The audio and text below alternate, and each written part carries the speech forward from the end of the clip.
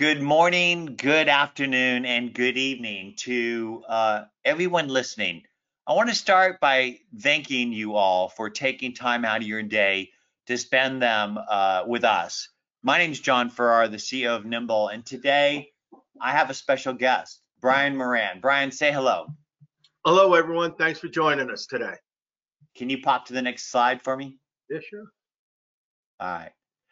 Brian, what I love about you is that you've been passionately inspiring and educating small business owners forever, and I think that you do it because you're one of them. You're one of us, and you dig helping other people. I know that from spending personal time with you and just getting to know you, and I think that the knowledge that you have in your head over the years of publishing articles in Entrepreneur Magazine, Wall Street Journal, etc., is going to deliver amazing knowledge for the people listening today. So I'm just excited to hear what you have to say. Well, I'm looking forward to hearing it, and I want people to think of this as an interactive discussion, John. Not so much a presentation, because I learn actually as much from the listeners and the viewers when I'm talking as they may learn from me. So I hope that the things that I present today inspire you to ask questions and provide some insights on your own, so we can all come away richer. You know, Brian, that's an important point. There's a question box that we specifically asked you to put your location into when we started the webinar, and that is where you'll put your questions, and we'll be answering them in the background and compiling them into a document that we can then go through them at the end of this webinar. So please, please, please ask questions. And for those of you that don't know me, my name is Jon Ferrara. I'm the CEO of Nimble. Before I started Nimble, I pioneered contact management and CRM before Salesforce or Outlook even existed, with a company called Goldmine. Started that in an apartment on $5,000, grew it to over $100 million a year in revenue. 10 years later, sold it for cash and retired at 40. And I'll tell you, Brian, I learned more about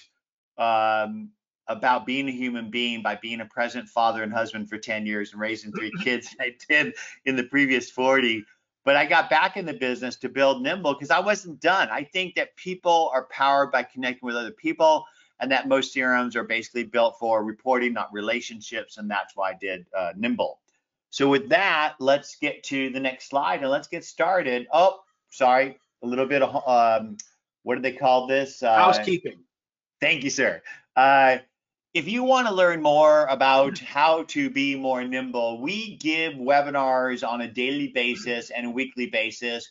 Go to nimble.com company webinars and sign up and find out how you can become better, smarter, faster, the Nimble way.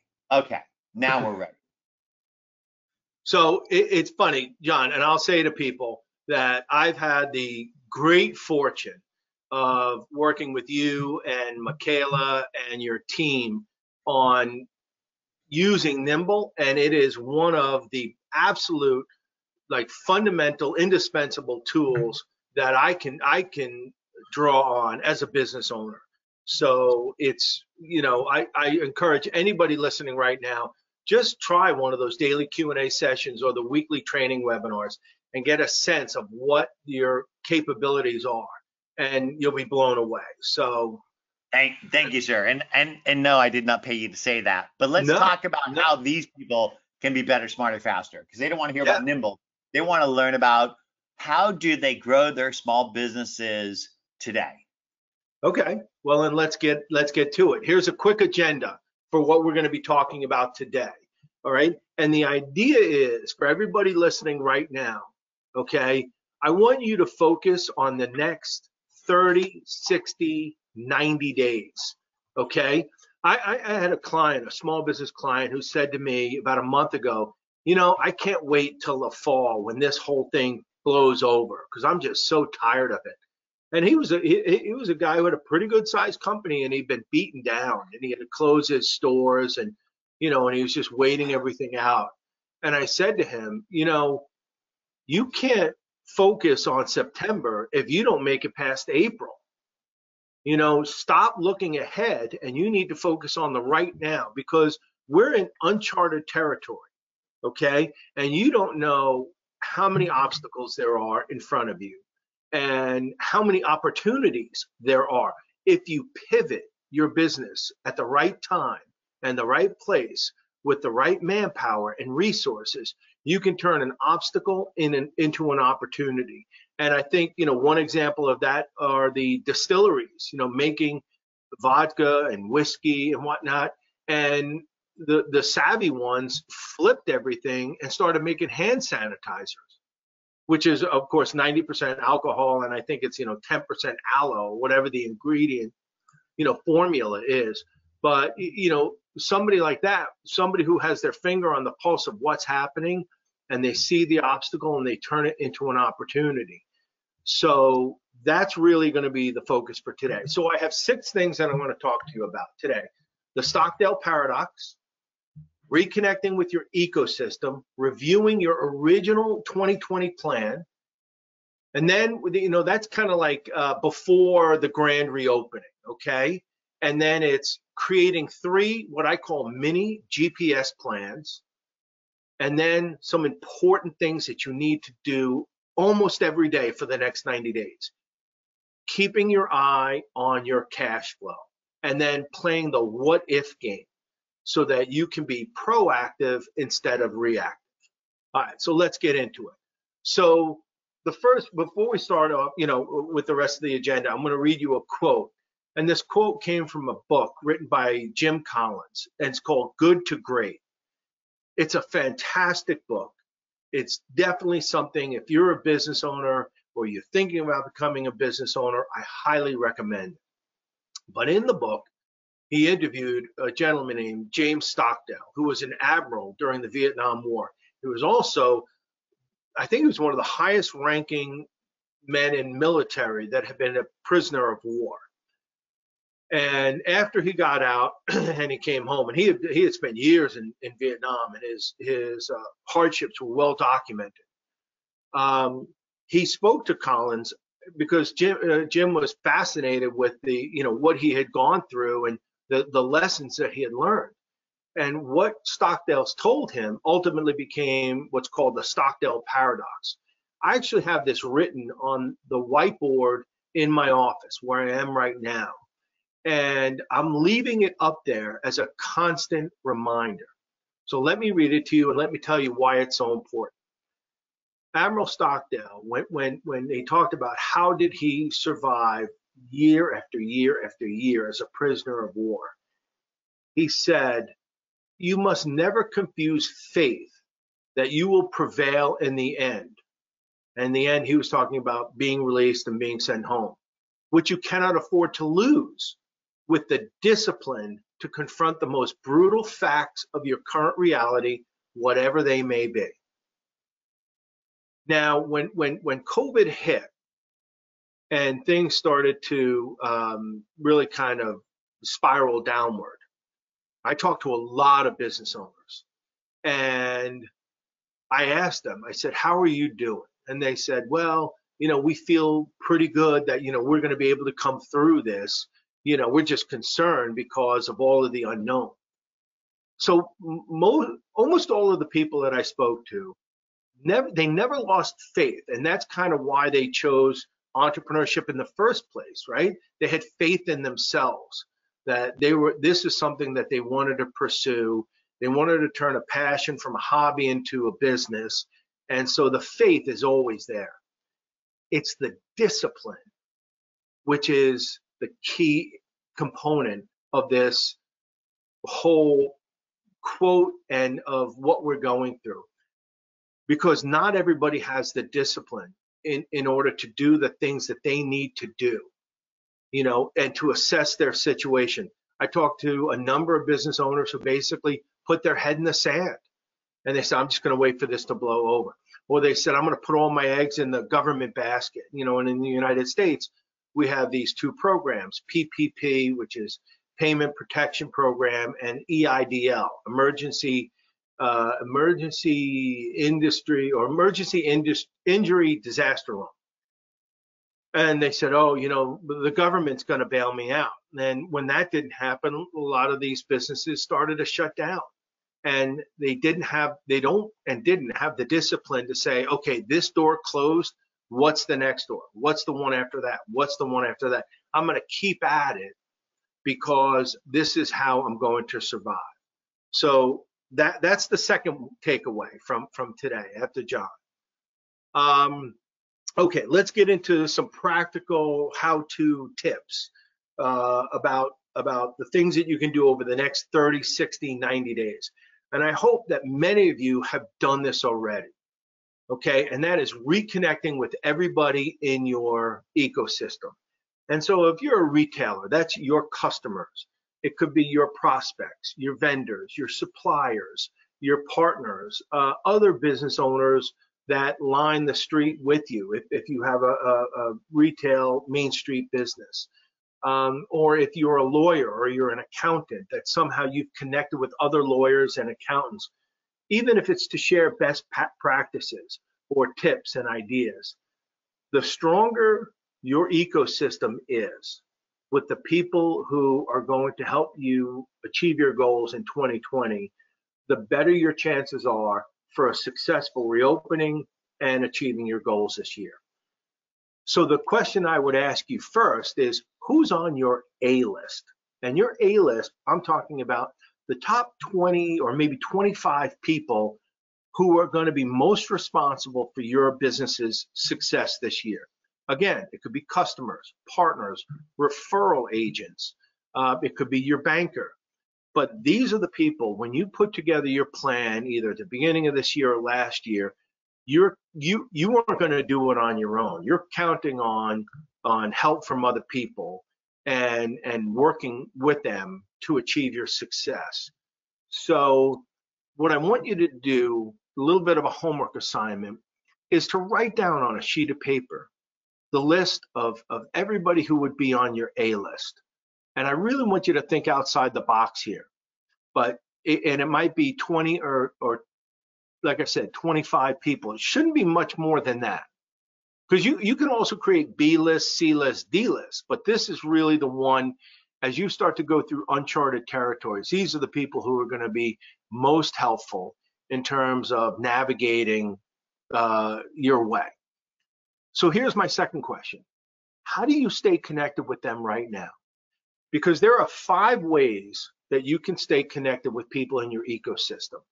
You can call them, you can email them, you can send them a text message, you can send them a piece of physical mail, or you can meet with them in person. Now, since COVID hit, for the most part, we had those in-person meetings taken away. And I don't know if you noticed, but we've also had physical mail go way down. At least I know this is true in my business and my home. And I've talked to a couple of people who said, once I posed a question, said, you're right, that it really got cut way back. And so, and Brian, yeah. I just have to say, I cherish that. Okay, good. Never mind. No, it's the quality, not the quantity, right? Amen. Okay, there you go. But so Jon, the question that I'm asking now the listeners is, so are you calling people more now? Are you emailing them? Are you texting them? Because one of the problems with doing those 3 things is at some point they're going to put their hand up and they're going to say, you know what, Brian, you know what, Jon, we're good right now. We appreciate you keeping in touch with us, and we know you're there and letting us know what's happening and stuff. But if we need anything, we'll call you. And so basically what they've done is they've kind of eliminated all 5 of your channels, right? So now you're kind of flying blind. Let me tell you about something that will act as almost like a secret weapon, and that is social media. Social media is a non-invasive way for you to stay connected with everybody in your world. okay? Whether it's Twitter or LinkedIn or Facebook, Instagram, Snapchat, Pinterest, whatever it is, all right, you'll be able to keep up with your customers and prospects and suppliers and your industry experts and the media in your industry. So let's get back to your A list. So now you have 20 to 25 names on a list. What I want you to do create 4 columns next to that list, and I want you to write these words in the header: LinkedIn, Facebook, Twitter, and Instagram. And then I want you to go down the list one by one, column by column, and put a check mark next to each channel that you are connected with your A list. So Brian Moran, yeah, I'm connected with him on LinkedIn and on Twitter, but not Facebook or Instagram. And now some of you might say, well, I only like to use Instagram and Facebook for friends and family. It's really personal, right? And not so much with business. But here's the challenge. If the discussions in your particular world are taking place on Instagram or on Facebook, what that means is that you're missing out. You're missing out on valuable time and opportunities to engage with your key members in your audience, the ones, remember, who are going to help you achieve your goals this year. And whether they're posting things like, a vacation that they took, or they're posting a quote that inspires them, or an award that they won. Your opportunity to say, congratulations on the award, well deserved. Love that vacation, love Italy or Ireland or wherever it is that you're going. Hope you had a great time. What happens is. Can I interject here or something? Sure, absolutely. So I learned from other greats, and there is this woman named Mae West who not only was an actress, but she was also an entrepreneur. And she said this thing that I regularly quote her. She said, out of sight is out of mind, and out of mind is out of money, honey. And and you need to be top of mind with your customers. So when they do need your products or services, they not only pick up the phone and call you, but they drag their friends with them. And the best way to do that is to build a relationship on what I call the 5 F's of life: family, friend, food, fun, and fellowship. And if you think about the business relationship, it's like walking in the lobby. It's a business relationship. But in the old days, I taught people, if you go in somebody's office, look at the walls, look at the books they read, the degree of the school they went to, the knickknacks they collect. All these things give you clues into what you might have in common. You share those things in order to build intimacy and trust, and that will ride you through any bumps in price, deliverability, whatever things that happen in the business side of things. And I think that social media is bringing us back to the old way of doing business.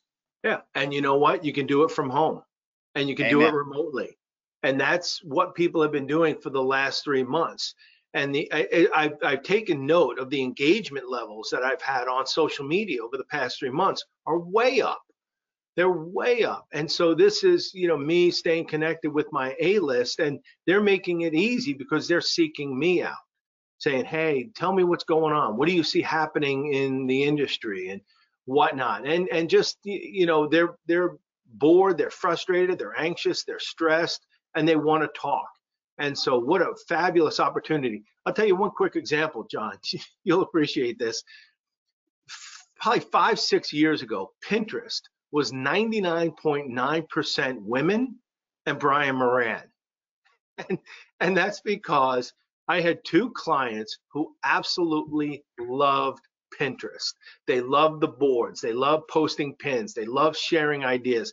And they kept saying to me, you got to get on it. Put your quotes on, your books and your movies, and it'll be so much fun. And you know what? My client says they want to do something. I'm in. I'll do it. Why not? And so I did it. And do you know that for about a year, at least a year and a half, whenever I would talk to them, and we always connected and shared pins on Pinterest, but whenever we talked to each other, either in person or on the phone, the first 15, 20 minutes was about Pinterest. And it was about the quote that I posted, or a book that I posted, and a movie. And it was awesome. And the thing about it is, the way social media can be done successfully 3 words: sincerity, authenticity, and genuine. You must be sincere, you must be authentic, and you must be genuine. So who you are in person is who you are online. Don't be something you're not, because trust me, when the client or the partner or the person you're trying to woo online finds out that you really don't know that much about golf or birds or whatever, it blows your whole trust and your relationship. So be inquisitive, ask questions, but don't be something you're not on social media. And but take to heart the Pinterest example as a way of saying, look, I wasn't for Pinterest, but I wanted to be part of that conversation and that discussion. As it turns out, I actually like Pinterest and it was fun. But social media is not just about you. It's not about you posting things. In fact, I'm going to give you a 2/3, 1/3 rule. 2/3 or 2 out of every 3 actions that you take on social media should be for your A-list, where you go to somebody's Twitter account and you like their tweet and you retweet it and you reply to it, and you do the same on LinkedIn or Instagram. Only 1 out of every 3 actions should be content that you either create or you curate. And I would lean more towards creation than curation, because you're probably an expert at what you do. Okay. And it could be, you could be a landscaper. Tell me the 5 things that I need to do now before July. Tell me monthly tips about the ways that I can maintain my garden and my backyard. Tell me tips, oh, fall's coming up. What are the things that I need to do right now? It sounds simple and silly, but for the layperson that is not an expert in landscape, that's valuable information that they want to hear from you. So there you go. All right, Brian, can I do an example on the whole idea of building identities and sharing? Yeah. I think that people learn from analogies. They learn from sort of concrete examples. How many times you've been walking down a main street of a shopping area, and there's a store, small store, and somebody's sitting in the store behind the counter, and they're just waiting for people to come in, and it's empty. Too many times. How much? Right? How much? Yeah. All day. Yeah. And so you can't sit inside your store and expect people to come in. You need to get out in the river and begin to drip fishing lures of knowledge to inspire and educate your prospects, customers, ideally their influencers as well, to become their trusted advisor, so that people then think of you when they need you and they call you. And you just build identities in the places where your customers have conversations, and you give your knowledge away on a daily basis. You listen, you engage in a relevant and authentic way with the intent not to sell them, but to serve them, and you can't help but win. Yeah, you're passionate about what you do, and you want to share that passion. I think about my local pizzeria, which sadly shut down, and I'm so bummed about it. But I used to go in there. I'd call them on the phone. We're both, me and the guys that are long-suffering Mets fans, and I'd call him on the phone and I'd say, hey, I'd like to order a cheese pie, and he knew it was me. He goes, okay, what name? And I would say, Tom Seaver, who's a famous Met pitcher, or I'd say, Pete Alonso, and I would name guys on the Mets, and they'd laugh and they'd say, okay, Pete, I'll see you in 20 minutes. And I would go there as much for the conversation as I would the pizza, and I love that. And they were passionate about things, and I was passionate about those things, and we shared our passion. And you can't let COVID and the remote workforce and social distancing, you can't allow that to dampen your passion, your spirits, or your connectivity with your ecosystem. Okay, let's go to number 2 now. Review your original 2020 plan. Now, I'm going to guess that there are some people who are listening who may not have had an actual plan for 2020. And by a plan, I mean, where did you want to be on December 31st, 2020? Like, normally it's a revenue number but it could be a strategic goal. It could be like, I have one location. By the end of this year, I want 3 locations. Or I have 10 lines of business. By the end of this year, I want 15 lines. But most of the time it was, I did about 700,000 in revenue, and man, this year I'd love to do $1 million. And if you did the plan correctly, I would call it a GPS plan. So much like your smartphone, like you plug in an address and it tells you where to go and how to get there and if there's traffic and how long it will take and all that stuff, right? Imagine having that GPS plan for your business so that everything you did from today to the end of the year got you closer to your goal. And that is the products you buy, the products you sell, the people that you partner with, the vendors that you choose, the discounts and campaigns and social media platforms that you choose. So every decision that you made was with the understanding, this is going to get me closer to my end of the year goal. So here's what happened. You put together your plan, and March 15th, at least in New Jersey, boom, that plan got blown up. Everybody went into lockdown. COVID-19 was official, right? It was a pandemic. So if you haven't done this already, there is still time to do this. So don't panic. Pull out your plan, right? And look at it. What part of that plan is still intact? Wow, you know what? I can still do this, and I can do this and uninterruptedly, right? This part of my plan is good. Then you say, what part was blown up? You know what, this channel is gone and it's not coming back, or this vendor is gone, or this group of customers, maybe it was a seasonal opportunity and it's gone. Right? It was, the spring season and you missed it. And then lastly, what parts are damaged but still salvageable? So I need you to look at that, and I need you to start putting together what I call a revised plan for 2020. So maybe you said, I wanted to be at $1 million at the end of this year. And you're saying, you know what? That's unrealistic. I did 700,000 last year. I can still do 800,000. Let me try that. Or maybe I can get back to 700,000. And if I can be flat this year versus last year, that's a huge win for me. Okay, so you're reviewing your 2020 plan. That's the next step.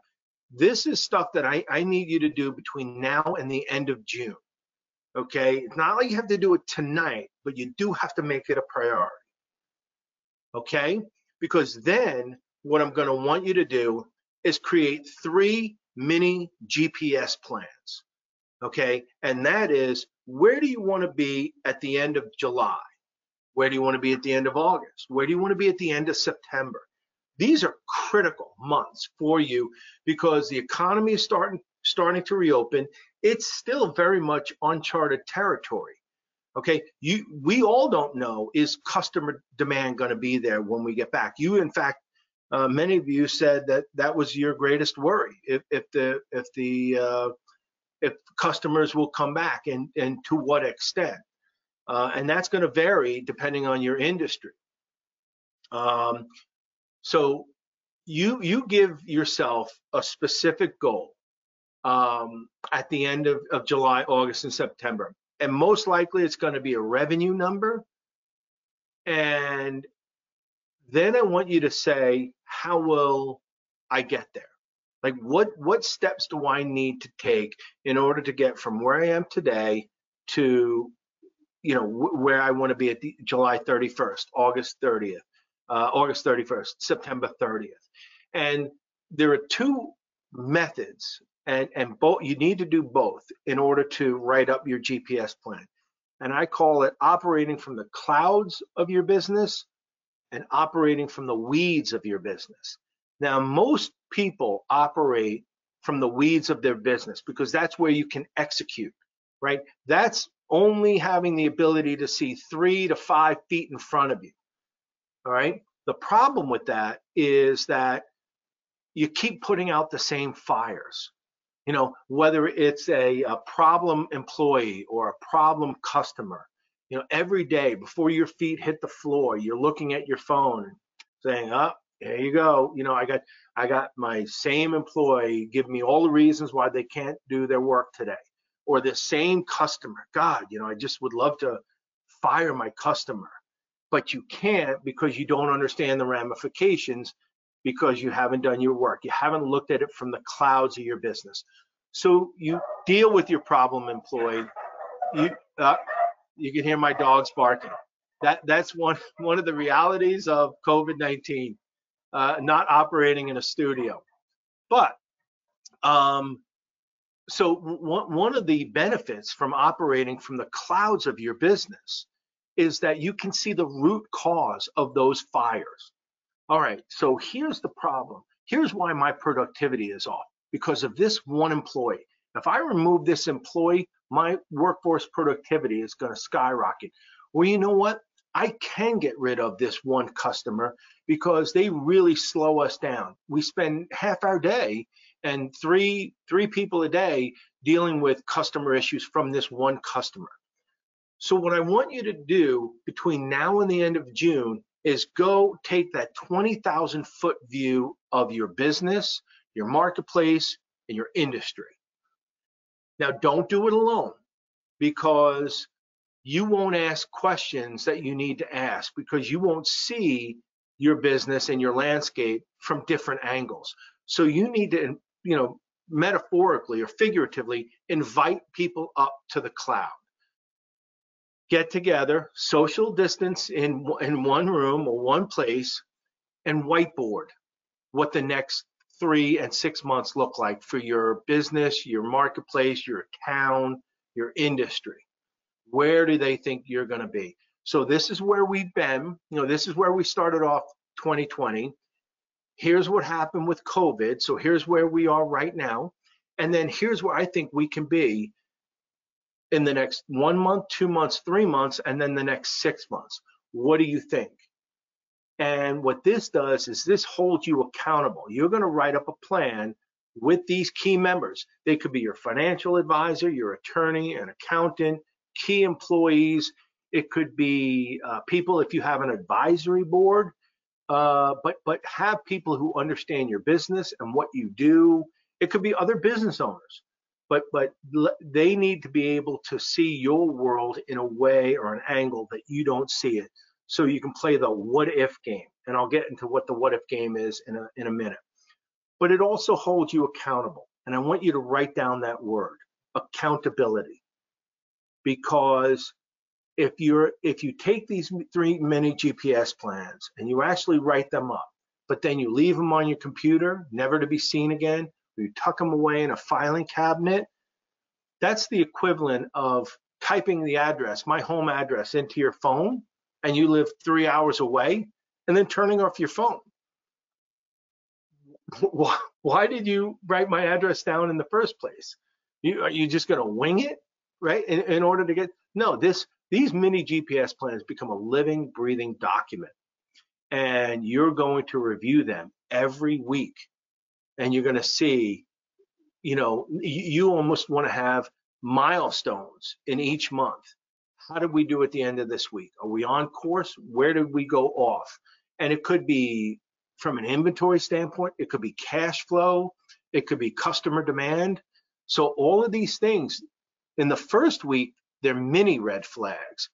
If they go undetected or unaddressed by the 4th week, they're major red flags. Okay, that's the importance. The weeds, the clouds, the accountability. Okay, next step in the grand reopening, and this is critical, is maintaining positive cash flow. Cash is the fuel that drives your company car. We all know that. You run out of cash, your car is stuck by the side of the road. You can't pay your bills, you can't pay your employees, you can't pay your vendors. You're out of business, basically. So there are 2 ways to maintain positive cash flow, and I call it offense and defense. Offense is receivables. So if you're in a business where you're extending credit to people or you're invoicing them, you have to be what I call pleasantly persistent. And that is, if you have net 30 terms and it's net 31, they get a phone call, they get an email. Where do we stand? Any issues that I need to know about? But you're nice about it when you say, wow, with COVID and everything, it's just so important that we stay on top of our receivables. They'll get it. But what you want to do is you want to make sure that net 30 doesn't become net 60 or net 90 or net, they're out of business and you're out of business. Now, if you think about it too, depending on where you are in the country or the world, are there any seasonal issues? And by that, I mean natural disasters, earthquakes, tornadoes, hurricanes, something that could ravage your part of the world other than a COVID-19, where suddenly people aren't able to pay their bills, because you definitely want to get out in front of that, right? And you want to make sure you're receiving. You might say, look, for the month of July, I need everybody to pay cash up front or take care of their bills up front, or at the very least 50%, because we're coming into hurricane season, and God forbid one of them hits us, then I'm really up, was that up a river without a canoe or without a paddle? There you go, without a paddle. Hey, Brian, can I interject something here? Please. So my family had a trip planned to Spain, and we were going to fly Norwegian Airlines over spring break. And you know what happened to that trip? Anyways, Norwegian Airlines, I think, owed our family thousands of dollars for the refund, and they weren't sending it. They said they would, and they weren't. And we had to sit on them. And we finally got a check in our bank, and subsequently found out that they're going to file bankruptcy. Right. And so you can't just lay back and expect things to happen. The other thing is the squeaky wheel gets the grease, and so you need to politely reach out and just remind people that that you need payment, and people will respond, and there's nice ways to do it. And in fact, if you think about it, the whole process of selling is totally related to the whole process of collecting money, and you need to treat both processes with the same systems. And so one of the things that Nimble does, it'll synchronize with your QuickBooks or Xero or other accounting systems, and you can synchronize in the amount owed and the past due date into fields, and then sort those contacts and then power dial them. So that's just the tip. I love that. And you can also power email them and then power dial them. Yeah, love the squeaky wheel too. All right, I have one more slide after this. So, but you also, so when I talked about offense and defense, so offense is your receivables, defense is your payables. So hopefully you've been negotiating with your creditors, your mortgage, your rent, your payables for inventory. But what happened is, because the landlords weren't necessarily getting relief from the government, they said, okay, we'll give you a 90-day deferment. And they knew that that was in their best interest, because having you in the store or the location was much better than just having it empty, because there was always that promise to pay. But what they said was, after 90 days, we're going to want a lump sum payment. So if you had trouble paying rent in April, May, and June, you're probably going to have trouble paying 4 months of rent in July. And so again, the whole mentality here is being proactive versus being reactive. Get out in front of a potential issue with your creditors, and don't just come to them and say, I need more time. Come to them with a plan that says, look, I'm just getting back on my feet, and here's my situation. And you're honest with them, and you say, can we take that lump sum payment and spread it out over 10 months? Because that's doable for me. But this lump sum payment, I'm never going to be able to make. And again, they would rather take that with that promise to pay than having to chase you in court, because that's going to take forever. It's going to put you out of business, and they know ultimately they're going to sell it, and maybe they get 10 cents on the dollar.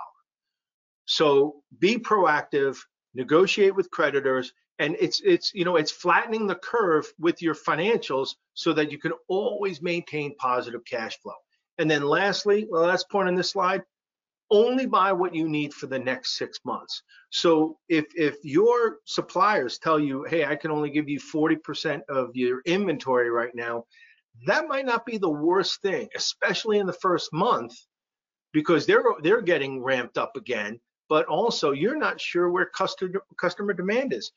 If you were to get 100% of your inventory, but your customer demand is at 30%, that means you're going to be sitting on inventory for at least 2, 3, 4 months. That's a bad way to manage your cash flow. All right, the last slide. So here, I'm just going to go real quick. Reconnect with your ecosystem, review your original 2020 plan, create 3 mini GPS plans, maintain positive cash flow, and then lastly, play the what if game. Okay? You need to, when you're in the clouds with those key people in your world, right, who are going to help you draw up your mini GPS plans, they're going to take a look at your industry, you need to ask these 4 questions. What if there's a second wave in the fall? What are we going to do? Do we do holiday shopping in September or October? Or do we double down on our social and digital presence so that we can move to e-commerce if that's an option? What if your supply chain goes down? So if you're a retailer or you're a broker and then something happens and you lose your supply chain, do you have other places to get your inventory? What if a key person in your company gets sick? All right. All these are just a few of the probably 100 questions that you can ask when you play the what if game. You know what's a priority in your business. All right. What I want you to do is take a 360-degree view of your company with those key people, and I want you to have them ask the what if questions. And so you need to write down the answers. And then what you do is you put them into an emergency toolkit. And so when something happens, you don't make a bad decision based on little or no information. As I like to say, it's like when your rear end catches fire, all you're thinking about is, how do I put that fire out? And you'll grab anything that's near to you, right, to put it out. And one of those canisters, by the way, is gasoline.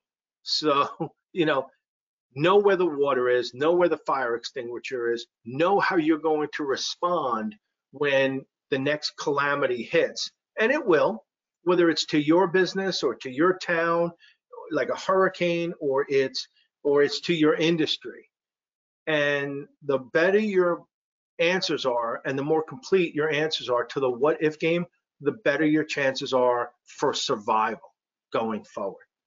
And with that, Jon, I'm going to turn it back to you so you can talk about some special offers that you have for people listening and for Nimble users. Well, Brian, first off, I just want to thank you for that framework of success for people and businesses coming out of this crisis. Lots of great tidbits there. For users that have not signed up for Nimble yet, feel free to go ahead and sign up for Nimble. Normally it's a 2-week trial. We're going to give you 30 days. Just go to nimble.com, offers webinar 30. And if you do sign up for a trial and are interested in becoming a subscriber, we have an incentive for you. You get 3 months at 40% off. Use the code Jon40 when you enter your credit card. And Brian, do you have any offers for the people? How can they learn more from you? Yeah, so if you want to go to smallbusinessedge.com, and I'm sorry that I forgot to put it on here, but smallbusinessedge, EDGE.com is a website that we use, and just add /podcasts. That's plural, PODCASTS, podcasts. We have some great podcasts that we provide more information from top experts. Jon, I've been trying to get you on there. Hopefully that happens soon. But I just finished up one just before this with Richard Werman, who's the founder of the TED conferences. So literally that'll be up probably in a week or so. And then right next to the podcast, we have newsletter. So you can sign up for our newsletter, and we're shifting it from digital to video. Even though my mother always said I had a face for radio, I'm going to give video a shot and share some ideas and tips with people on video, 30 to 60 second tips. And if you like what you heard today, sign up for our newsletter and you'll get that each week. Fantastic. And with that, let's do some Q&A. We've got a few minutes left. If you haven't put a question in the question box, now is the time to certainly do that. And I've got a few questions here that that people had asked. One was from Arlene, and Arlene, that is my wife's name, Arlene, spells the same way.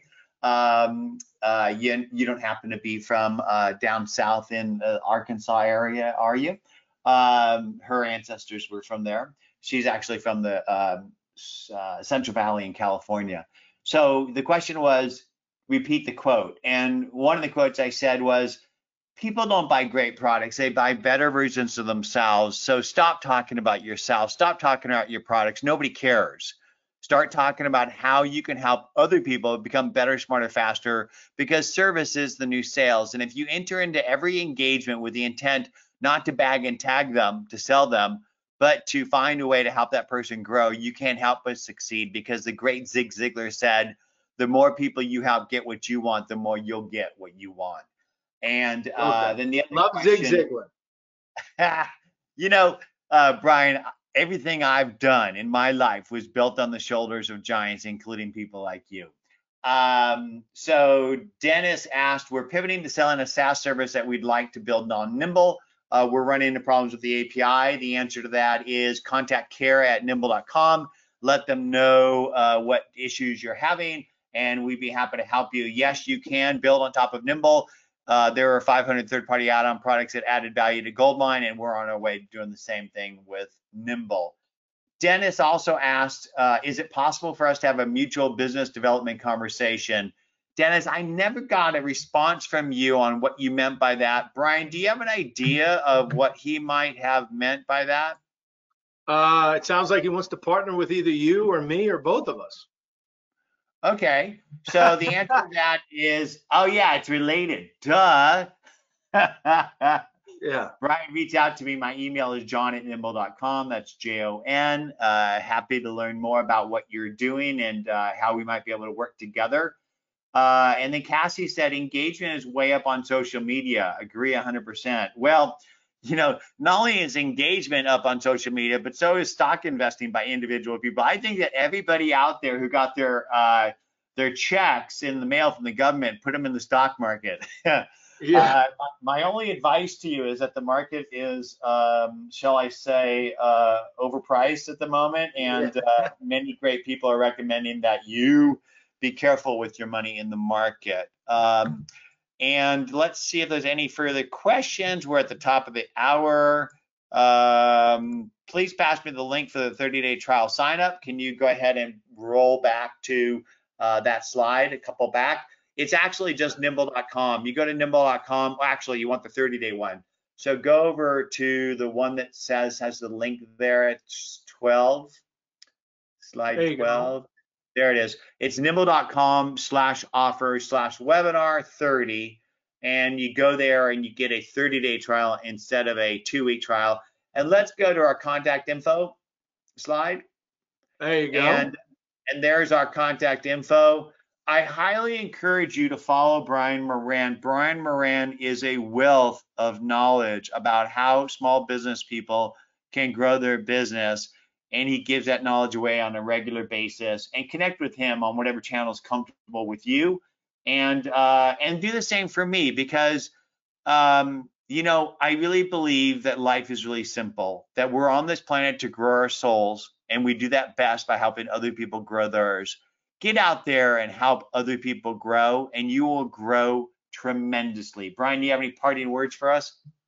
I love it. I love it. You know what? Just wake up. I do two things. I wake up every morning and I'm grateful to God that I'm alive and all of the things that I've been given in my life, right? And then I try and lead a proactive and not a reactive day, right? I just focus on today. Yeah. And how can I be proactive instead of reactive? And I share that with you. Get out in front of your problems and the opportunities, and a $5 problem will not become a $5,000 nightmare, but a $5 opportunity could eventually grow into $5,000 in sales. Brian, that reminds me of something.